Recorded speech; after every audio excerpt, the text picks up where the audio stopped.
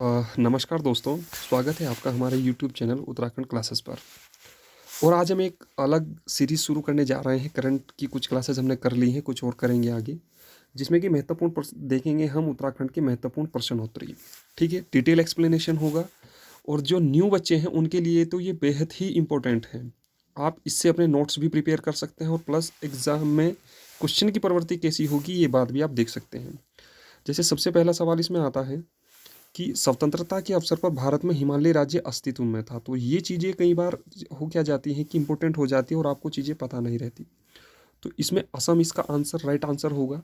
अगर ये भी पूछ दे कि स्वतंत्रता के पहले से हिमालयन राज्य कौन था हमारे यहाँ, तो असम उसमें नंबर 1 पर आएगा।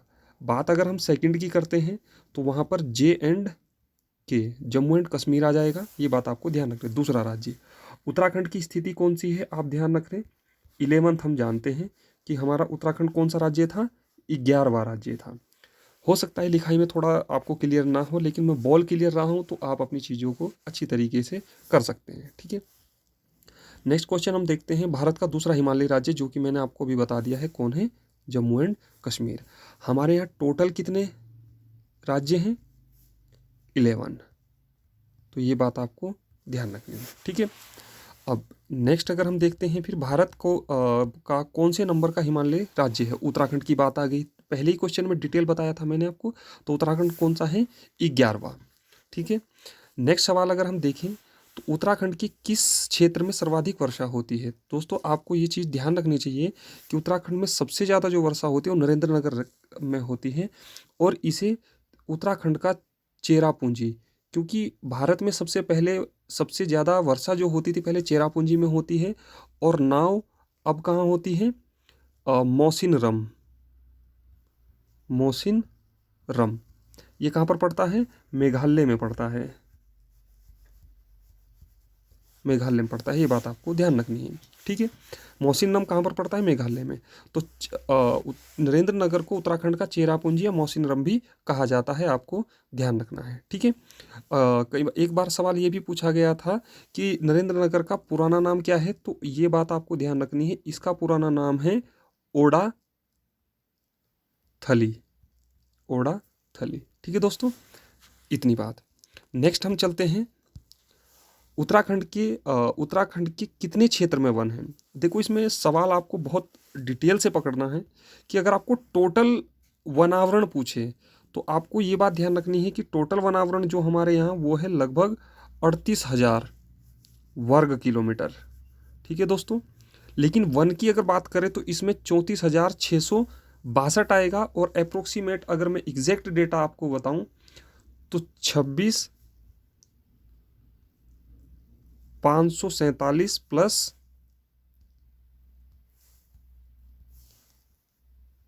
26,547 प्लस 9885 इसे जो आप सम करके आएगा वो हमारे टोटल वन क्षेत्र आ जाएगा। ठीक है दोस्तों, तो इसमें आपको 2-3 चीज़ें ऐसी भी मिल सकती हैं कि वन क्षेत्रफल की दृष्टि से कितना प्रतिशत है। तो टोटल 65% भी है। टोटल वन आवरण पूछे तो 71.05, ये बात आपको ध्यान रखनी है। टोटल पूछे तो कितना है, 71.5। और वन के क्षेत्र से पूछे तो 65%। वर्तमान में डेटा घटा है। और टोटल की अगर बात आएगी, अब ये वन आवरण होता कैसे है, कैसे ये 71 हुआ, कैसे ये 65 हुआ, तो इसे हम अलग वीडियो में जानेंगे। लेकिन ये बात आपको ध्यान रखनी है, अगर उसमें वन आवरण आ गए तो आप 65% ही मानेंगे। ठीक है, वेरीफाइड डेटा है। अब कैसे है वो मैं आपको फिर बाद में कभी बता दूंगा। इसके उत्तराखंड का चेरापूंजी देखो, जो पीछे हमने डिस्कस किया था तो वो कौन है, नरेंद्र नगर है, आपको ध्यान रखना है। मौसिनरम में सबसे ज़्यादा वर्षा होती है वर्तमान समय में। अब प्रथम राज्य उत्तराखंड जिसने पृथक आपदा प्रबंधन मंत्रालय का गठन किया। आप देख सकते हैं वर्तमान समय में जोशीमठ में आपदा आई है। तो प्रथम राज्य हमारे यहाँ कौन है, अगर हम बात करें उत्तराखंड है। ठीक है, अगर आपसे पूछ दे कि आपदा प्रबंधन एक्ट कब का है, आपदा प्रबंधन एक्ट कब का है, तो ध्यान रखना है दोस्तों 2005 का। कुछ चीज़ें ऐसी हो सकती हैं आपको कि आपने पढ़ी हैं और आपको आती है, नो डाउट उत्तराखंड में, लेकिन कुछ चीज़ें आपको, मुझे मेरा पूरा प्रयास है कि आपको यहाँ पर कुछ चीज़ें नई सीखने को ज़रूर मिलेंगी, क्योंकि मैं इनपुट इस तरीके से डालता हूँ कि वो आपको ज़रूर हेल्प करेंगे। तो प्रथम राज्य कौन है? उत्तराखंड। और आपदा एक्ट कब का है? हमारे यहाँ 2005 का। ठीक है। नेक्स्ट सवाल अगर हम देखते हैं, एशिया का प्रथम पार्क हेली नेशनल पार्क कब स्थापित किया गया? तो पूरे एशिया में अगर आप देखें, पूरे एशिया महाद्वीप में अगर आप देखें तो कब किया गया? 1935 में। इसका नाम अगर हम देखिए तो 1957 में इसका नाम कर दिया गया कॉर्बेट। कॉर्बेट। ठीक है दोस्तों, ये बात आपको ध्यान रखनी है कि एशिया का प्रथम हेली नेशनल पार्क का नाम कब चेंज किया गया? 1907 में कॉर्बेट नेशनल पार्क कर दिया गया। ठीक है, 1935 में इसकी स्थापना हुई है। नेक्स्ट सवाल हमारा आ जाता है कि उत्तराखंड में कितने राष्ट्रीय उद्यान हैं? ठीक है, तो हम अगर राष्ट्रीय उद्यान की हम बात करते हैं तो हमारे यहाँ कितने हैं? टोटल 6। कौन से? नंबर 1 पे आता है गंगोत्री, फिर आता है राजाजी, फिर आता है नंधौर, सॉरी नंदा देवी होगा, नंधौर नहीं, नंदा देवी, फिर आता है कॉर्बेट, फिर आता है गोविंद राष्ट्रीय उद्यान, और लास्ट में आ जाता है हमारा फूलों की घाटी। ठीक है, फूलों की घाटी। तो गंगोत्री, राजाजी, नंदा देवी, कॉर्बेट, गोविंद और फूलों की घाटी। ठीक है दोस्तों, ये चीज़ आपको, इसका शॉर्टकट भी अगर ध्यान रखें आप क्षेत्रफल की दृष्टि से, ये मैंने सेट भी किए हैं, आप ध्यान रख सकते हैं। इसका शॉर्टकट होगा ग्रान का गोफू। ठीक है, ग से गंगोत्री, र से राजाजी, न से नंधौर, नंदा देवी, कॉर्बेट और गोविंद राष्ट्रीय उद्यान और फूलों की घाटी। अब आपको काम ये करना है, परीक्षावाणी में जाना है और वहाँ पर देखना है कि हमारे यहाँ जो राष्ट्रीय उद्यान है उनका किस ईयर में एस्टेब्लिश हुए हैं और उनका क्या क्या क्षेत्रफल का एक क्राइटेरिया है, वो चीज़ आप वहाँ से एक्सट्रैक्ट कर लेंगे और चीज़ों को देख लेंगे। ठीक है, नेक्स्ट एक बुक आती है कि मध्य हिमालय की जनजातियों के सामाजिक आर्थिक विश्लेषण के लेखक कौन है? तो ये इंपॉर्टेंट किताब है, ध्यान रखना दोस्तों। इसमें है DK नोटियाल। ठीक है, हमारे यहाँ जनजातियों का विशेष महत्व रहा है, जनजातियों पे हम अलग से एक दिन डिस्कस करेंगे, बात करेंगे। तो हमारे यहाँ कौन है? DK नोटियाल। ठीक है, नेक्स्ट सवाल अगर हम देखें तो हाँ, एक चीज़ और ध्यान रखेंगे आप कि वर्तमान समय में अगर टोटल राष्ट्रीय उद्यान पूछे तो 106 हैं। ठीक है, कंफ्यूज नहीं करना है, टोटल राष्ट्रीय उद्यान 106 हैं। और अगर टाइगर रिजर्व पूछे तो 53 हैं। ये क्या है? टाइगर रिजर्व, यानी जिन्हें बाघों के संरक्षण के लिए घोषित किया गया है उन्हें टाइगर रिजर्व कहेंगे। और टोटल राष्ट्रीय उद्यान क्या है? 106, जिनमें से 6 कहाँ पर हैं? उत्तराखंड में। इसका आप ऐसे भी लिख सकते हैं कि 6/106।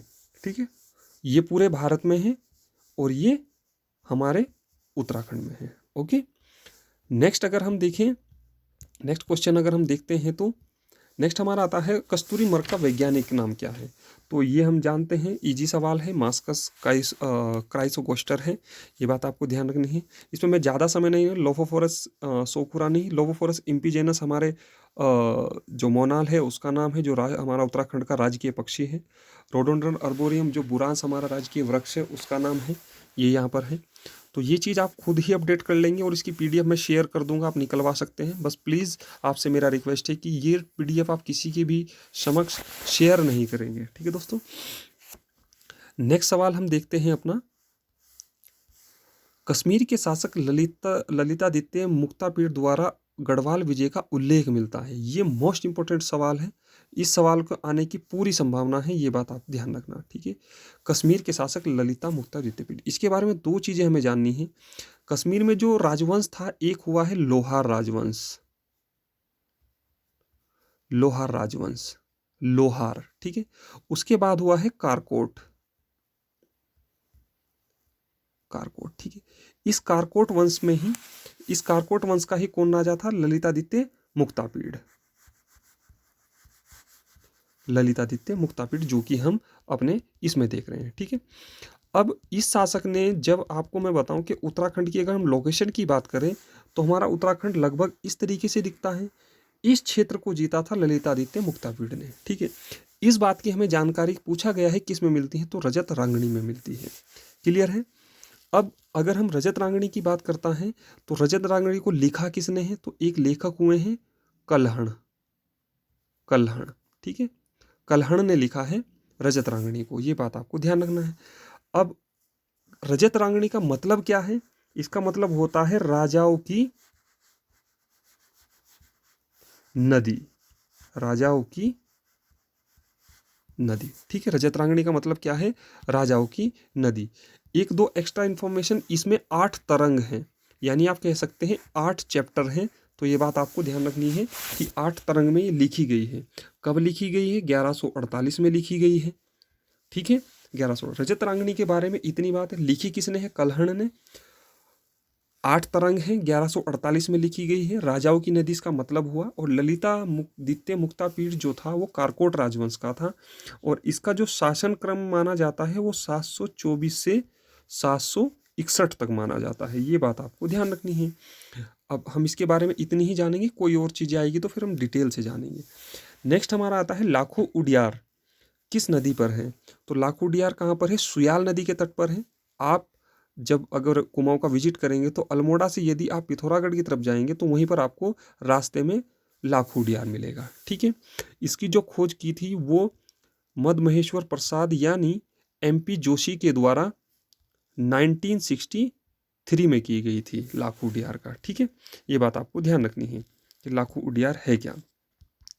नेक्स्ट सवाल भी बहुत अच्छा सवाल है, ये इस बार करंट में भी आया था वीडियो वीपीडियो में। नेक्स्ट है उससे, ग्वारख्या गुफा कहाँ पर है हमारी? वो कहाँ पर है? चमोली में। ठीक है, ऐसा माना जाता है कि यहाँ पर क्या किया था कि गोरखों ने धन को दबा दिया था, बट उसके कोई प्रमाणिक स्रोत नहीं मिलते।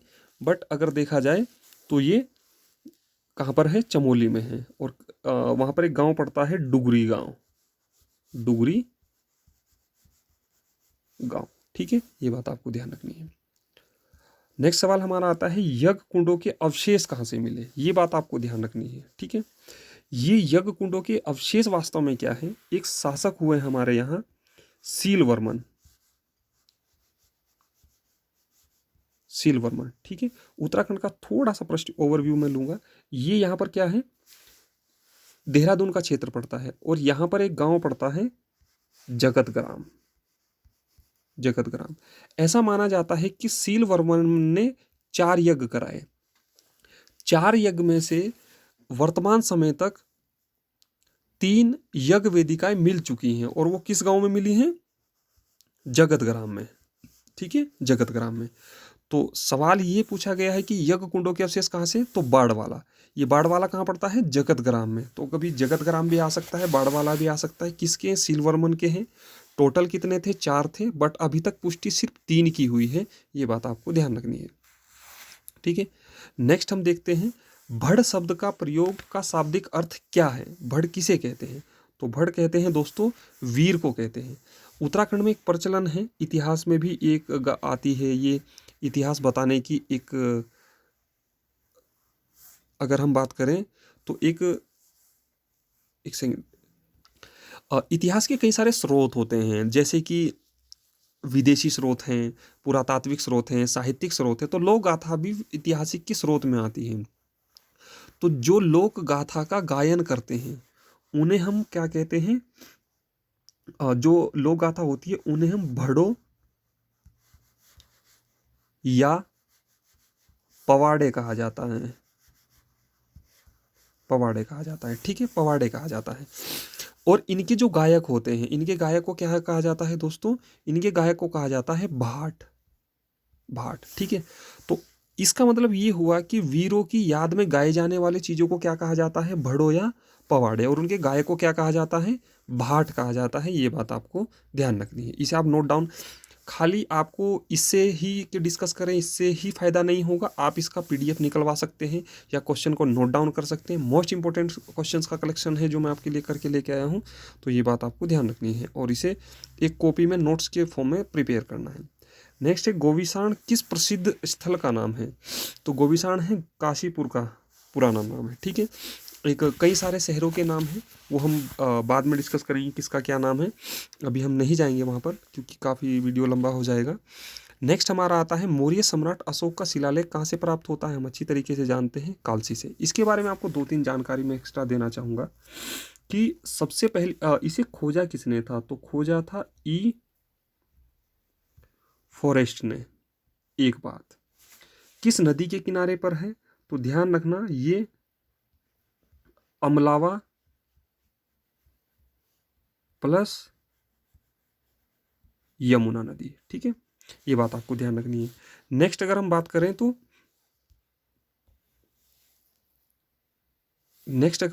तो इसमें आता है हमारा कि इसकी लिपि क्या है और भाषा क्या है। प्राकृत भाषा में है ये, ध्यान रखना आपको। लिपि है इसकी ब्राह्मी, ठीक है दोस्तों, लिपि है इसकी ब्राह्मी। नेक्स्ट अगर हम बात करें, आई होप आप इसे नोट डाउन जरूर करेंगे। इसमें एक चीज़ पूछी जाती है कि हमारे यहाँ प्रथम राजवंश माना जाता है कुणिंद शासक। प्रथम राजनीतिक वंश कौन माना जाता है? कुणिंद वंश, ठीक है। इस शिलालेख से ये भी पता चलता है कि कुणिंद जो राजवंश था वो मौर्यों का एक सब पार्ट था, यानी मौर्यों के अधीन था, मौर्यों के अधीन था। और इसमें यह भी बात है कि जो यहाँ पर व्यवस्था की गई है वो क्या व्यवस्था की गई है? चिकित्सा की व्यवस्था करते थे अशोक, जो अशोक सम्राट हुए हैं।